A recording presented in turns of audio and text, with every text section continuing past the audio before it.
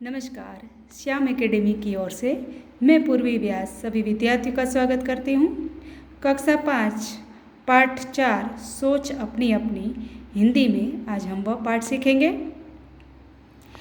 यह पाठ में जो चित्र दिखाई दे रहा है वो आपको देखते ही पता चलेगा कि ये सुबह का दृश्य है।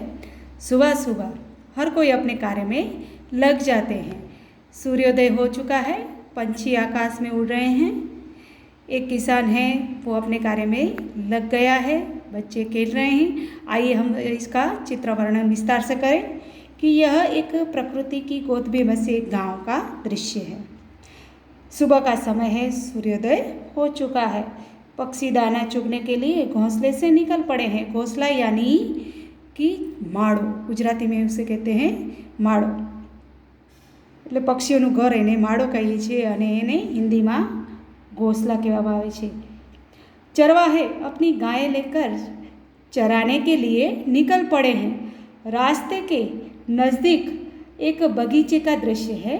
बगीचे में 3 बच्चे दिखाई दे रहे हैं। 2 लड़कियां हैं, रंग बिरंगी तितलियों के पीछे दौड़ रही है। एक लड़का है जो तितली के पीछे दौड़ रहा है। सुबह का सूर्य, पर्वत, पशु पक्षी, घर, मंदिर, पेड़ आदि के कारण दृश्य बड़ा मनभावन दिखाई दे रहा है। इस प्रकार से कोई भी चित्र आपको दिया गया हो उसका वर्णन करना है। अब यहाँ पर हमें स्वाध्याय में उसके प्रश्न दिए गए हैं, तो प्रश्न देखते हैं। प्रश्न है पहला कि सूरज निकलने पर पक्षी क्या कर रहे हैं। तो यहाँ पर सूर्य निकलते ही पक्षी आकाश में उड़ रहे हैं और दाना चुगने के लिए निकल पड़े हैं। दूसरा प्रश्न है कि चरवाहा क्या कर रहा है। तो चरवाहा चित्र में दिखाई दे रहा है कि अपनी गायों को लेकर उसे चराने ले जा रहा है। इसी प्रकार तीसरा प्रश्न है नारियल के कितने पेड़ हैं। तो नारियल के 2 पेड़ है, चित्र में दिखाई दे रहे हैं। इसी प्रकार चित्र में घर कितने हैं।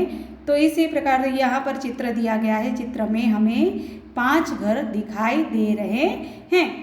आगे देखते हैं बच्चे बगीचे में क्या कर रहे हैं। तो बच्चे बगीचे में तितलियों के पीछे दौड़ रहे हैं और आपस में खेल रहे हैं। चरवाहे के हाथ में क्या है। तो आप देखते हैं कि चरवाहे के हाथ में एक लकड़ी है। इस प्रकार इस प्रश्न के उत्तर हैं।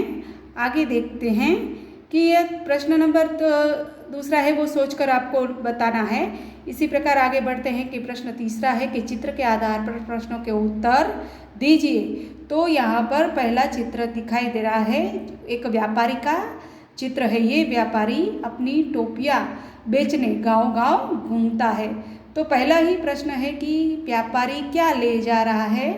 तो उसके सिर पर जो टोकरी है, टोकरी में टोपियाँ हैं और वह व्यापारी टोपियाँ बेचने का व्यापार कर रहा है। इसलिए प्रश्न का उत्तर हम लिखेंगे कि व्यापारी टोकरी में टोपियाँ ले जा रहा है। अब दूसरा चित्र है कि व्यापारी है वो टोपियाँ बेचते बेचते थक जाता है, इसलिए वो आराम करने के लिए एक पेड़ के नीचे अपनी टोकरी रखकर आराम करने बैठा है। तो व्यापारी टोकरी कहाँ रखता है।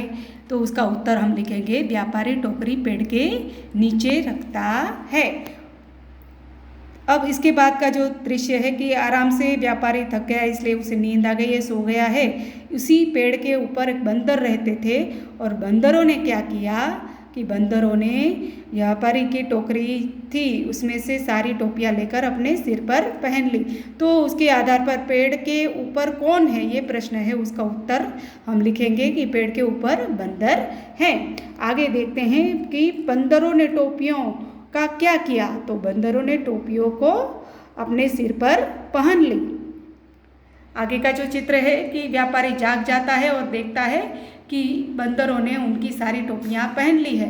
अब बंदरों से वो अपनी टोपी कैसे वापस ले, इसलिए उसने एक युक्ति सोची। उसने अपनी पहनी हुई टोपियाँ नीचे फेंकी, अपनी पहनी हुई टोपी नीचे फेंकी, इसलिए उसे देखकर सारे बंदरों ने भी अपनी टोपियाँ नीचे फेंक दी, क्योंकि बंदर हम जो करते हैं वैसी नकल करता है, इसलिए युक्ति से कार्य लिया व्यापारी ने।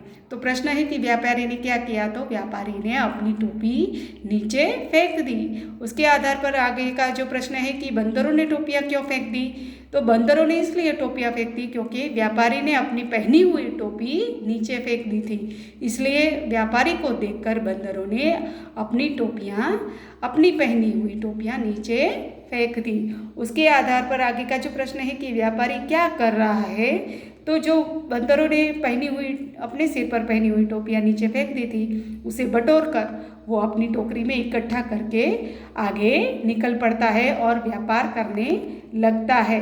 तो इस कहानी से हमें ये सीख मिलती है कि हमें मुसीबत का सामना हमें सोच समझकर अपनी युक्ति से करना चाहिए। फिर से ये चित्र है कि प्रश्न चौथा है कि नीचे दिए गए चित्र के आधार पर आपको 5 वाक्य लिखने हैं। तो चित्र को ध्यान से देखिए, ये बगीचे का चित्र दिखाई दे रहा है। चित्र में पेड़ और पौधे दिखाई दे रहे हैं, हरी हरी घास नीचे दिखाई दे रही है, दूर दूर 3 पहाड़ खड़े हैं, ऊपर खुला आकाश दिख रहा है, एक फिसलन पट्टी यानी लसर पट्टी कहते हैं उसे, तो फिसलन पट्टी है, फिसलन पट्टी की दूसरी ओर सीढ़ी है, फिसलन पट्टी के ऊपर से लड़की फिसल रही है और फिसलन पट्टी के पास एक लड़का खड़ा है, दोनों भाई बहन खुश है। इसी प्रकार आपको चित्र का वर्णन करके यहाँ पर लिखना है। आगे देखते हैं, यह पुनरावर्तन है। पुनरावर्तन में हमने आगे गिनती सीख ली है, इसी के आधार पर आपको इस गिनती को लिखना है। अब यहाँ पर फिर से एक कहानी आ रही है, चित्र कहानी है, उसके आधार पर आपको कहानी बनानी पूरी करनी है। चित्र दिए गए हैं कि 2 बिल्लियां हैं, एक रोटी के लिए लड़ रही है, बंदर बीच में आ जाता है और वो दोनों बिल्लियों में से वो अपना स्वार्थ निकाल कर ले जाता है।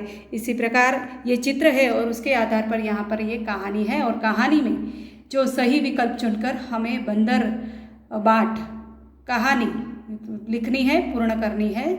ऊपर कोष्ठक में रिक्त स्थानों पूर्ण हैं योग्य शब्द को पसंद करके। तो यहाँ पर जो कहानी है कि एक बार की बात है, 2 बिल्लियाँ थीं, एक सफ़ेद और एक काली। ऊपर से ही हमें ऊपर से ही शब्द ढूंढकर इस रिक्त स्थान की पूर्ति करनी है।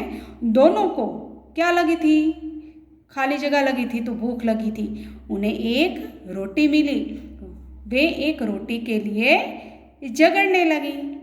इतने में एक बंदर आया, वह क्या लाया, तराजू लाया।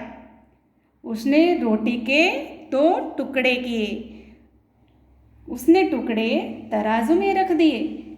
तराजू का एक पलड़ा भारी था तो दूसरा हल्का।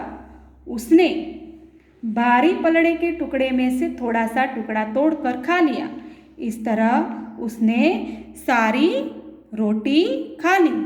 दोनों बिल्लियों को बहुत पछतावा हुआ। इस प्रकार दोनों बिल्लियों में से बंदर अपना लाभ उठाकर ले गया। चलो इसी प्रकार यहाँ पर हमारा जो चौथा पाठ है, सोच अपनी अपनी, ये पाठ पूर्ण होता है। इस पाठ को आपको पाठ्य पुस्तक एवं स्वाध्याय पोथी में पूर्ण करना है। चलो बच्चों, बाय।